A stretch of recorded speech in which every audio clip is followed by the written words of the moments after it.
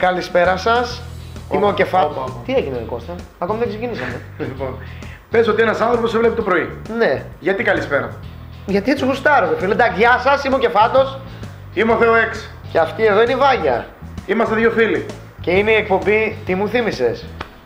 Πάμε λίγο μέσα από αυτή την εκπομπή να θυμηθούμε πράγματα της καθημερινότητάς μας, πράγματα τα οποία ζήσαμε εμείς τη δεκαετία του 90, γιατί γεννηθήκαμε τη δεκαετία του 80, οπότε μεγαλώσαμε και γαλοχηθήκαμε τη δεκαετία του 90. Ακριβώς.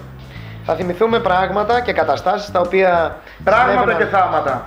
συνέβαιναν τότε και συνέβαιναν σε όλους.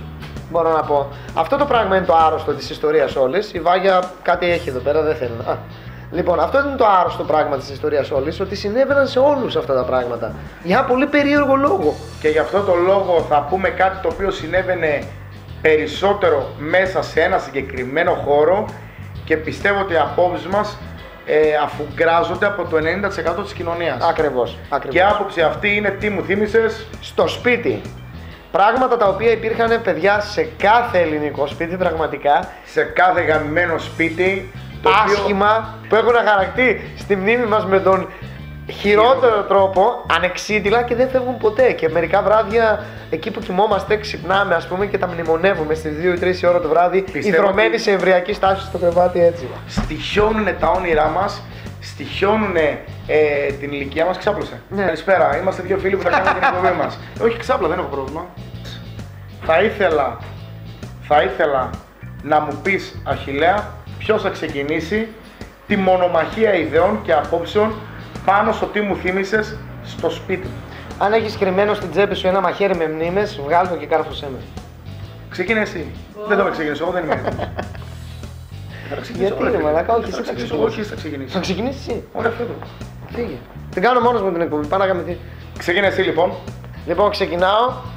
Η παπουτσοθήκη που υπήρχε σε κάθε σπίτι δίπλα από την πόρτα. Εκείνο το καφέ έπιπλο, 1x1, που χωρούσε μέσα γύρω στα 4.000 ζευγάρια παπούτσια, αφόρετα ή φορεμένα τα περισσότερα, με μαύρους πάτους, άσχημα, όλα. Στα οποία μέσα πάντα ήταν τα γαμπριάτικα του μπαμπά σου στα παπούτσια. Πάντα ήταν τα γαμπριάτικα του μπαμπά. Καλυσμένα με το κάμελ. Ακριβώς. Οι πάτοι όλοι γδαρμένοι από κάτω. Για κάποιο λόγο δεν τα πετούσαμε αυτά τα παπούτσια και τα μαζεύαμε. Θα ρίξει και ήταν συλλογή παπουτσιών εκείνη η παπουτσοφύγη. Εν τω μεταξύ, τύχαινε σε μένα, μόνο είσαι και σε σένα που όταν πήγαινες να ανοίξεις εκείνο το ντουλάπι. Μαλάκα, πραγματικά μου χλιάζαν οι τύχοι όλες τις οικοδομές. Ναι, ρε φίλε, πολύ μπόχα. Μπόχα, ρε μαλάκα. Γιατί? Μπόχα, δεν ξέρω γιατί. Δεν ξέρω. Βασικά υπήρχε και παλιά βρώμα μέσα. Δηλαδή υπήρχαν παπούτσια που είχαν να φορεθούν πενταετία και είχαν πάνω τους είχαν πιάσει εκείνη τη σαπίλα, την κρούστα και εκείνα, ρε φίλε, βρώμαγαν τόσο άσχημα. Πραγματικά. Δεν πιστεύω ότι υπάρχει σπίτι που να μην έχει κονσόλα που είναι παπουτσοθήκη και τέλος λέγεται έχει κονσόλα Έτσι, στο ακριβώς. hall του σπιτιού μπαίνοντας. Ναι. Και από πάνω μεγάλος καθρέφτης, ανάγλυφος. Ακριβώς. Είναι de facto αυτά τα πράγματα και εντάξει. Σίγουρα πάνω αυτή η κονσόλα Είχε την πάσα που σου περνάω τώρα ένα σεμεδάκι, φίλε. τα άσχημα σεμεδάκι ή καρεδάκι. Τα άσχημα εκείνα πράγματα που καθόντουσαν οι γιαγιάδες με τις ώρες και τα πλέκανε στο χέρι και τα κάνανε πρίκα για τη μαμά. Σεμεδάκια παντού. Εμένα, ρε φίλε, η μάνα μου προσωπικά είχε, αλήθεια σου λέω, πάνω στο τραπέζι της κουζίνας ήταν το τραπέζι, από πάνω το σεμεδάκι και από πάνω τζάμι. Ναι. Δηλαδή σκέψου ότι όταν έτρωγες από κάτω είχες το τζάμι και από κάτω είχες το σεμεδάκι. Το σεμεδάκι εκείνο, αν δεν είχαν τζάμι, μερικά σπίτια είχαν εκείνο το άφλιο, τον άιλον από την λαϊκή, το διάφανο, που ήταν για να μην λερώνεται το σεμεδάκι. Καθίστε καλά, ρε. Εκείνο το νάιλον. Ρε, να καεί το σεμεδάκι, ρε. Ποιο λέρωμα, ρε. Ευτυχώς εμείς εδώ στο σπίτι δεν έχουμε κανένα σεμεδάκι. Κανένα Και δεν πολύ. πρόκειται να βάλουμε. Και επίσης τα σεμεδάκια ήταν και είδος που το κάνανε πρίκα. Πρίκα. Γεμίζανε βαλίτσες 130 κιλά και όταν παντρευόταν οι άλλοι τις μπρόχναν και πηγαίναν εκεί πέρα στην εκκλησία να παντρευτεί και έλεγαν αυτά είναι τα ωραία. Τα σεμεδάκια, η κόρη μου και πηγαίναν Η και γιαγιά έγραφε 10 χρόνια. Μαλάκα, σεμεδάκια. Τα πίσω σεμεδάκια, σύγχανα. Τι άλλο θυμάσαι, ρε Σύγχανα. φίλε? Φίλε, αυτό που έχει μείνει χαρακτηριστικά χαραγμένο στη μνήμη μου και υπήρχε σε κάθε σπίτι, εδώ μπορεί να πιάνουμε και το 100% των τηλεθεατών, φίλε, είναι τα στέφανα πάνω από το κρεβάτι σε κάδρο των γονιών μας. Κεντραρισμένα στο σταυρό ακριβώς. Με πικομέτρ, κράω! Εκεί. Εκεί. Ήταν μισό επί μισό, ρε φίλε. Εκεί, Τι ρε, σχέδιο φίλε. το θυμάσαι, πώς Εκεί, ρε, ήταν? φίλε. Ήταν μέσα, καταρχήν γύρω-γύρω είχε κάποιες ντούγες περίεργες, παιδί μου, το τέτοιο, και είχε μέσα μια φόδρα περίεργη. Εκείνη τη φόδρα την πεθαματή. Ναι, εκείνη τη φερετρή. Τη σιχαμερή, ρε φίλε, τη φόδρα τη φερετρή, την οποία την είχαν και ήταν καρφιτσωμένα με ευλάβια επάνω έτσι, σε σταυρό έτσι, ξέρω εγώ, πλεγμένα το ένα με το άλλο. Και από κάτω η κορδέλα με 2-3 τσαλούμια ως συνήθως, αν θυμάσαι, η οποία τα βλέπαν, ας πούμε, οι γονείς μας και τα μνημονεύανε συνεχώς. Τα στέφανα και τα στέφανα και τα στέφανα, και ήταν το πρώτο πράγμα που καθάριζε η μαμά κάθε Κυριακή, ρε φίλε, που καθάριζε το σπίτι. Γιατί είχε απ' έξω και το τζάμι, Σε παρακαλώ. Δηλαδή δεν υπάρχει περίπτωση να μεγάλωσε κάποιος δεκαετία του 90 και να μην είχε στέφανα. Και επίσης, φίλε, να σου πω κάτι άλλο που είχαν όλα τα σπίτια δεκαετίας 90. Θα μου πεις τότε ήταν όπως σήμερα, ήταν καλοριφέρ. Σόμπα πετρελαίου, ρε φίλε. Μαλάκα, η κλασική χαρακτηριστική σόμπα, ρε φίλε. Η οποία σόμπα πετρελαίου ήταν πάντα στο χολ. Πάντα έβγαζε ένα μπουί το οποίο πήγαινε πάνω, δεξιά. Περνούσε τον τοίχο με εκείνο που ήταν γύρω-γύρω ένα σίδερο. Το στεφάνι, ναι. Περνούσε από τον ένα τοίχο, έμπαινε στον άλλο, περνούσε από το σαλόνι και έβγαινε από την κουζίνα. Και συνήθως έβγαινε από την πλευρά της κουζίνας, από το πίσω μπαλκόνι. Για να μην φαίνεται με εκείνο το μπουρί. Εκείνη και από πάνω. Χρώμα του σκαφέ. Και από πάνω εκείνο το τσαγερό, και πάντα ήταν η σόμπα πετρελαίου. Εκείνη η καφέ σόμπα που από μπροστά είχε εκείνα τα γυαλάκια, ρε παιδί μου. Τσακ, που ήταν όλα μικρά. Και πώς την άναβες? Ρε φίλε, άνοιγες το βεντιλατέρ, από πίσω έπεφτε πετρέλαιο, ναι, και έπαιρνες εκείνο εκεί το τεράστιο το σιδεράκι, που κάτω είχε μια κουπίτσα που έβαζε το βαβάκι του τενόπνευμα και το πέταγες μέσα. Το πέταγες μέσα και έπαιρνε φωτιά. Μαλάκα, και είχε στο τσαγερό, στο οποίο τσαγερό επάνω είχες, φίλε, πώς άγιος το τσαγερό? Γκιούμι. Το γκιούμι, ρε φίλε, το γκιούμι. Το γκιούμι, που πάνω στο τσαγερό είχες νερό και πάντα κάτω του τσαγερό η μάνα μου έκανε κανένα τόστο, φρυγανιά. Για να μην ξεραίνεται η ατμόσφαιρα νερό. Θα δω αν είσαι και διαβασμένος τώρα. Πούστη άντρα. Τι είχε κρεμασμένο ακριβώς πάνω από τη σόμπα στο μπουρί? Τα έχεις βάλει με λάθος άτομο, Κώστα. Είχε εκείνο εκεί το πράγμα που έβγαιναν 5 δοξάρια τεράστια και κρεμούσε στα σόβρακα τα οποία έμπαινε στο σαλόνι, ήταν τα πάντα συμμαζεμένα, περίμενες κόσμο, ας πούμε, και ήταν κρεμασμένα 5 σόβρακα, ρε μαλάκα. Τα άσπρα. Τα κακά τα σόβρακα, ρε φίλε. Και εννοείται το καλοκαίρι που ήταν κλειστή η σόμπα πετρελαίου, τι είχε από πάνω? Σεμεδάκι! Μαλάκα! Σεμεδάκι, μαλάκα, πω απίστευτο. Σου δίνω γρήγορη πάσα για να μου πεις τι άλλο είχαμε, φίλε, μέσα στο σπίτι μας. Σκρίνιο με φλιτζάνια που δεν έχουν χρησιμοποιηθεί ποτέ, το λεγόμενο σερβίτσιο που δεν έβγαινε ποτέ σε καμιά πρωτοχρονιά, και αν έβγαινε από κάτω στρώνα με όλο το σπίτι στρώμα, μη σπάσει κάτι από το σερβίτσιο. Ναι. Και φωτογραφίες από όλο το πεθαμένο σόι, ρε μαλάκα. Όλο το πεθαμένο. Όλο. Ήθελα να πάω να κοιμηθώ από το σαλόνι και έκλεινα το φως και έβλεπα, φίλε, όλο το πεθαμένο σόι μου σε εκείνο το τραπεζάκι που ήταν δίπλα όλοι παππούδες, γιαγιάδες, θείες, ανιψιές. Αλλά ήταν πολύ στοιχειωμένο, δηλαδή. Δεν ξέρω για ποιον λόγο. Για να μένουν στη μνήμη μας έπρεπε να τους έχουμε φάτσα κάρτα, ρε φίλε, στο σαλόνι, τους παππούδες που είχαν πεθάνει. Μα στοιχιώνει τη μνήμη σου αυτό το πράγμα. Δηλαδή δεν σου κάνει να τον έχεις ωραία στο μυαλό σου. Σε κάθε σου κίνηση μέσα στο σπίτι έβλεπες, μαλάκα, τους πεθαμένους, ρε φίλε. Για ποιον λόγο, ας πούμε? Τι ήταν, μικρό νεκροταφείο ήταν αυτό? Εκτός από τις φωτογραφίες αυτές, πάνω στην τραπεζαρία ή πάνω στο σύνθετο, πάντα φωτογραφίες από το μισό σου σόι σε παιδική ηλικία, ασπρόμαυρες, που ποτέ δεν είχε ζήσει ανθρώπους. Η μισή από αυτούς δεν ήξερες κάποιοι είναι και ρωτούσες ποιοι είναι μαμά, ποιοι είναι παπά. Και έλεγαν η θεία η Τούλα, η ξαδέρφη η Τάδη. Αυτό που έπρεπε και εγώ να ξέρω ποιοι είναι και τι είναι και να τους έχω πάνω μπροστά στην τραπεζαρία. Και μία ακόμα φωτογραφία μαμά και παπάς στα μπουζούκια. Ναι, ρε φίλε, ναι. 1980. Επίσης πιάνουμε το 100%. Αυτή τη φωτογραφία την έχουν όλα τα σπίτια και όποιος, ρε φίλε, δεν το έχει ζήσει, υπάρχουν δύο δεινά. Ή είναι ψεύτης και μεγάλος ψεύτης κιόλας, είναι από μονογονεϊκή οικογένεια που είναι κατανοητό απολύτως. Ναι, αλλά ρε φίλε δεν υπάρχει. Είναι μια φωτογραφία που ο μπαμπάς φοράει καφέ σακάκι, μου πουκάμισο και μια γραβάτα η οποία έχει πάνω το λιγότερο 5 του ίτη. Ακριβώς. Και είναι κυρίως πολλές φορές με το ποτήρι, με το τσιγάρο, αν κάπνιζε, πάντα έτσι. Έχει μαλλί καρφί σαν τον ακάλυπτο. Ναι, και η μαμά από δίπλα, αγκαλιά. Έτσι ακριβώς. Με μαλλί καρέ. Σκουλαρίκια χρυσά μέχρι εδώ κάτω, στα βυζιά. Ναι, έτσι μεγάλα, σαν. Βάτες και μαλλί καρέ με περμανάντ ψηλή. Ναι. Ναι, ρε φίλε. Φίλε μου, καλέ Κώστα. Θα σε πάω λίγο πίσω τώρα στα πολύ παιδικά σου χρόνια, όταν ακόμα χρησιμοποιούσες εκείνα τα αυτοκινητάκια, τα πρώιμα εκείνων των μοντέλων, πλαστικά που τα πλαστικά, που τα έκανες πίσω, μάζευε η σούστα δύναμη και έφευγαν μπροστά. Είχαμε όλοι στο δωμάτιό μας ένα χαλί, το οποίο είχε από πάνω κάτωψη μία γειτονιά με δρόμους, δέντρα και σπίτια μονοκατοικίες ως συνήθως. Και στη μέση είχε κανένα 2 πολυκατοικίες. Απίστευτο. Μαλάκα, το είχαμε όλοι. Εκείνο το πράσινο το χαλί, ρε φίλε. Το πράσινο που είχε τους δρόμους και έπαιρνες τα αυτοκινητάκια και τα βάζες. Τα έκανες πίσω και προσπαθούσες να πάρουν την ευθεία, ας πούμε.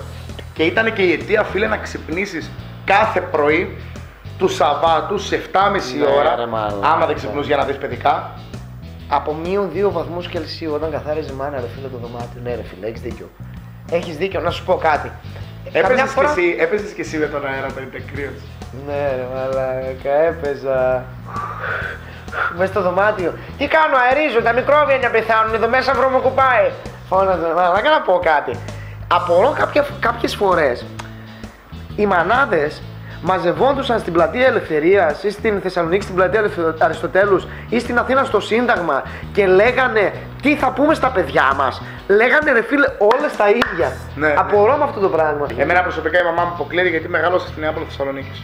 Μπορεί να μαζευόταν στην πλατεία Νεαπόλεως, ξέρω εγώ. Μαζί με τις άλλες. Όχι με τη μαμά μου, αλλά όλες λέγανε τα ίδια. Ναι, όλες λέγανε τα ίδια. Όλες λέγανε τα ίδια. Θα σου θυμίσω κάτι που είχαν τα σπίτια όλα τη δεκαετία του 90. Ένα βίντεο, το οποίο ήταν ένα βίντεο, φίλε, τόσο πάχος.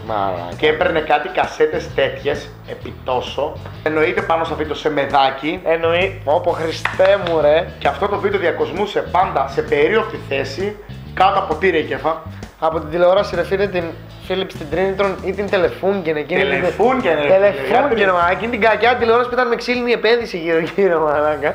Η οποία είχε εκείνα τα σημαίνια, τα κουμπιά μπροστά που όταν τα πατούσες ήταν σαν να πυροδοτούσες βόμβα, ρε φίλε. Γκοπ, γκοπ, γκοπ, γκοπ. Και για να αλλάξει κανάλι έπρεπε να το χτυπάς σε κάθε αλλαγή καναλιού. Έτσι. Καλά, μου έδωσε σωστά το κινητό σου, Κώστα. Άντε, ρε παιδί μου, είχε τον κλασικό πατέρα, ο οποίος γερνούσε πτώμα από τη διαπλάκα, ο άνθρωπος καημένος. Έπαιρνε το κομπιούτερ και έκανε εκείνο και το πλάγιασμα, μαλάκα. Δεν έβλεπε τηλεόραση. Απλά το κομπιούτερ ήταν. Θα ρίσκει ήταν κλειδωμένο. Και κοιμότανε και κάπου πήγαινε να του πάρει έτσι. Ναι, βλέπω. Και έκανε εκείνο και το κλασικό, ρε μαλάκα. Καλά, βλέπω, ρε. Πω, τι γέλιο, ρε φίλε. Και πάντα βλέπε μπάλα. Εγώ μισούσα την μπάλα πιτσιρικά. Κι εγώ. Ακόμα τη μισώ, δεν βλέπω καθόλου ποδόσφαιρο, φίλε. Και εσύ ξέρεις ότι σε μισή ώρα πάω για ύπνο. Άσε με να δω αυτό που θέλω. Και πήγαινε κρυφά εν τέλει το βράδυ και έβλεπε τσότες, ρε φίλε. Έτσι για αντίδραση, ρε φίλε. Εμμανουέλα στο Άλτερ 3 ώρα το βράδυ, ρε φίλε. Χριστέ μου, μαλάκα, το θυμάμαι σαν χθες.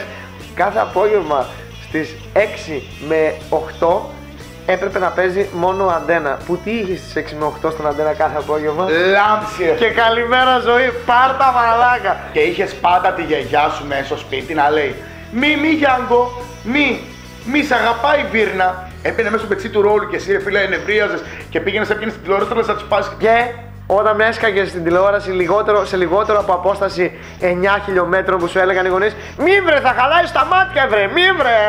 Εν τω μεταξύ τότε όντως χαλούσαν τα μάτια, ρε φίλε. Εντάξει, πραγματικά. Γιατί οι αναλύσεις της οθόνης ήταν έσχος. Δεν ήταν τότε LCD, TFT, RTR και MAPR.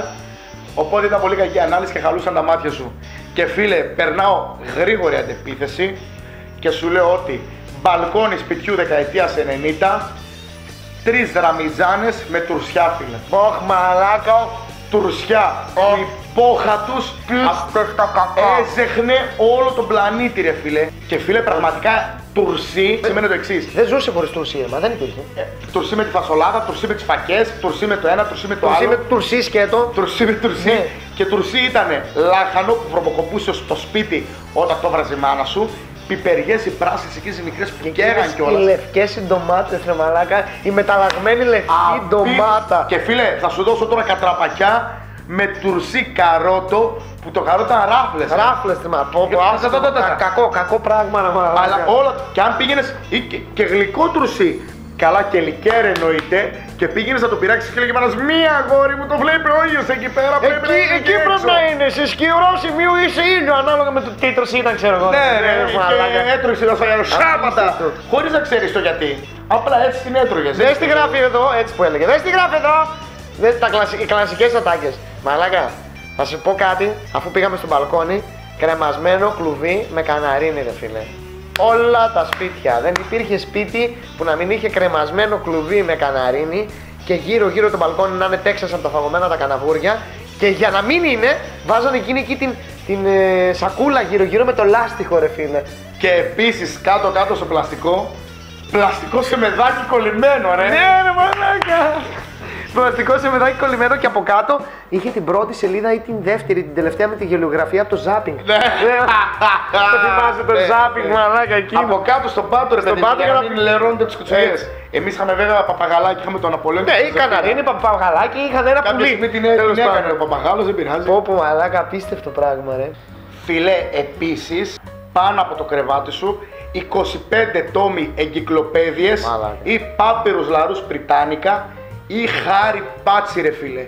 25 τόμοι, εσύ κοιμόσουν έτσι και από πάνω σου είχες ένα ντουλάπι που είχε 25 τόμους εγκυκλοπαίδειες που άμα γινόταν ένα σεισμός εσύ έτσι. Ρε φίλε, και να σου πω κάτι, εμείς είχαμε την Grand Larus, μία άλλη σαν την Πάπυρος Larus, Grand Larus Britannica. Θυμάσαι πως κάγανε οι πλασιές για να τις πουλήσουν. Ναι ρε φίλε. Γεια σας φέραμε να σας πουλήσουμε μία πολύ εγκυκλοπαιδική σειρά. Τάδε ξέρω εγώ. Ναι. Με συμπρονομιακή τιμή των 600.000 δράχμα. Μαλάκα και φτάνεις 2017 και ο μπαμπάς ακόμη έχει κάτι έντο κάπου την εγκυκλοπαίδεια, ρε μαλάκα. Έρχεται το άλλο. Γέρος και τα εισβράτη την εγκυκλοπαίδεια, θέλω την εγκυκλοπαίδεια. Και άντε ρε μαλάκα, γιατί είσαι χαζός. Και άντε ρε φίλε ο πατέρας με τη μητέρα να είχανε μορφωμένα παιδιά. Εμείς ρε φίλε που είμαστε και ήμασταν, και εγώ και οι αδελφοί μου, γιατί και οι αδελφοί μου τέτοια είναι, που ήμασταν άτομα ρε φίλε τα οποία δεν είχαμε ίχνος και ιδέα διαβάσματος. Εγώ θυμάμαι διαβάσαμε μόνο τον 25ο τόμο, γιατί είχε κάτι για ένα τηλεπαιχνίδι που βλέπαμε. Να σκέψου. Δηλαδή δεν έχουμε διαβάσει τίποτα. Εγώ προσωπικά δεν έχω ανάγκη καμία εγκυκλοπαίδεια. Τίποτα. Και ακόμα είναι 30. Τίποτα. Τίποτα. Άξ. Πάμε. Και ακόμα δεν έχω ανοίξει τίποτα, ρε φίλε. Είμαι 30 χρονών, έχει καμιά 20 χρόνια της έχουμε. Εντάξει, να σου πω κάτι όμως, εμάς στην ηλικία μας, φίλε, όταν αρχίσαμε να μεγαλώνουμε και να πρέπει να ψάχνουμε πράγματα, έσκασε και σαν κεραυνός εν ελευθερία το Google. Κατάλαβες. Όχι, ρε φίλε.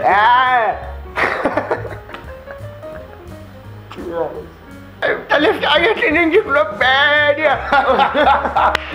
Λοιπόν, και πραγματικά δηλαδή, πραγματικά όμως ήταν ρε φίλε εγκυκλοπαίδειες οι οποίες τις είχες μέσα στο σπίτι σου, στο δωμάτιο σου και δεν τις είχες ανοίξει ποτέ. Πραγματικά. Δεν μπορώ να θυμηθώ. Μπορούμε να πούμε και άλλα πάρα πολλά ρε φίλε, δεν μας παίρνει ο χρόνος και δεν θέλουμε και να κουράσουμε. Είναι το πρώτο βίντεο. Γράψτε από κάτω στα σχόλια εντωμεταξύ εσείς άλλα πράγματα που θυμάστε που μπορεί να τα είχαμε όλοι. Εντάξει, μην γράψετε κάτι που το είχατε μόνο εσείς. Γιατί είχε κάτι από Γερμανία που ερχόντουσαν με κάτι πράγματα που εμείς δεν τα ξέραμε εδώ πέρα και τα βλέπαμε και λέγαμε τι είναι αυτά. Είχε ρε φίλε επίσης, μπορώ να σχολιάσουμε και τα πιατάκια τα οποία τα κρεμούσε στον τοίχο με καρφάκι. Αυτά. Τα ενιδρία τα μικρά με ένα χρυσό ψαρωμέσα το οποίο δεν ζούσε ούτε 3 μήνες.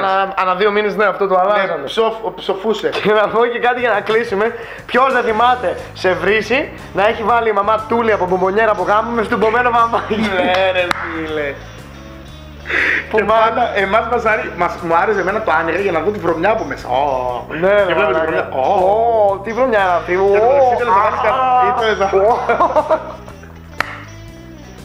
Και το μεταξύ ήθελες να βάλεις ρε φίλε κανένα ποτήρι με νερό και σημάδευες γιατί πήγαινε να πούμε αυτό έτσι. Ναι, πραγματικά τη μια ξυπνούσε ένα πρωί, έβγαζε από την αριστερή πλευρά, πήγαινε να ανοίξει το βράδυ, έβγαινε από την δεξιά πλευρά. Τι αστείο.